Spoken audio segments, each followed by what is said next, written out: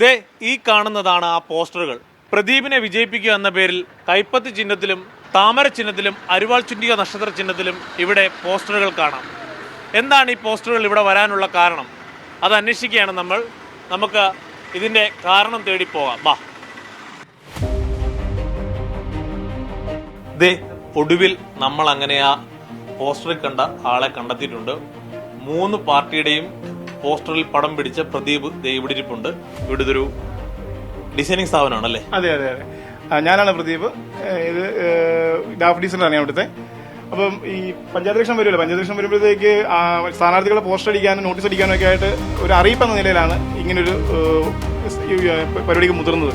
Sir ആവശ്യപ്പെട്ട് നമുക്ക് ഇങ്ങനെ എന്തെങ്കിലും ചെയ്തു നോക്കുവാണെങ്കിൽ ആൾക്കാർ പെട്ടെന്ന് അറിയുമല്ലോ എന്ന് പറഞ്ഞപ്പോഴത്തേക്കാണ് ഇങ്ങനെ പോസ്റ്റർ ചെയ്യാൻ വേണ്ടി എനിക്ക് ആദ്യം തോന്നിയത്.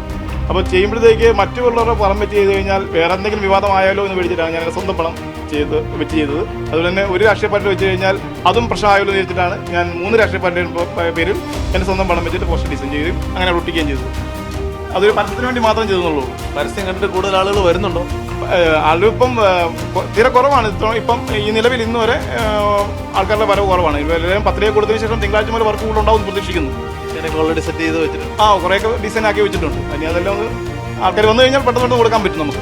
വ്യത്യസ്ത ഐഡിയ താങ്കളുടെ തന്നെയാണോ അതോ വേറെ ആരെങ്കിലും പറഞ്ഞെന്നാണോ? ഇല്ല, എൻ്റെ തന്നെ സ്വന്തം ഐഡിയയാണ്. ഇങ്ങനെ ചെയ്തു വെക്കാന്നുള്ളത് എനിക്ക് സാറിങ്ങനെ കാര്യം പറഞ്ഞു നമുക്കെന്ത് ചെയ്യാമെന്ന് പറഞ്ഞപ്പോൾ എനിക്ക് തോന്നിയ ഒരു ഐഡിയ ആണ്. ഭാവിയിൽ എന്തെങ്കിലും പാർലമെന്ററി മോഹം ഉണ്ടോ? തെരഞ്ഞെടുപ്പിൽ മത്സരിക്കാൻ വല്ല ആഗ്രഹമുണ്ടോ? ഒരിക്കലും ഇല്ല. ഇന്ത്യക്കകത്ത് ജോലിയുടെ ഭാഗം ചെയ്യുന്നുള്ളൂ. വേറെ ഒരു മോഹമില്ല. രാഷ്ട്രീയമായിട്ട് യാതൊരു ബന്ധമില്ല.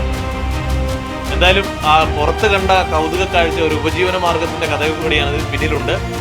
ഒരു ഡിസൈനിങ് സ്ഥാപനത്തിലെ ഡിസൈനർ കൂടുതൽ പരസ്യം ലഭിക്കുന്നതിനും കൂടുതൽ വർക്ക് ലഭിക്കുന്നതിനുമായി കാണിച്ച ഒരു കൗതുകമാണ് ഇപ്പോൾ വലിയ ചർച്ചയാവുന്നത്. കോട്ടയത്തു നിന്നും ടിബിൻ ഡൊമിനിക്കിനോടൊപ്പം ജോസി ബാബു, മീഡിയ.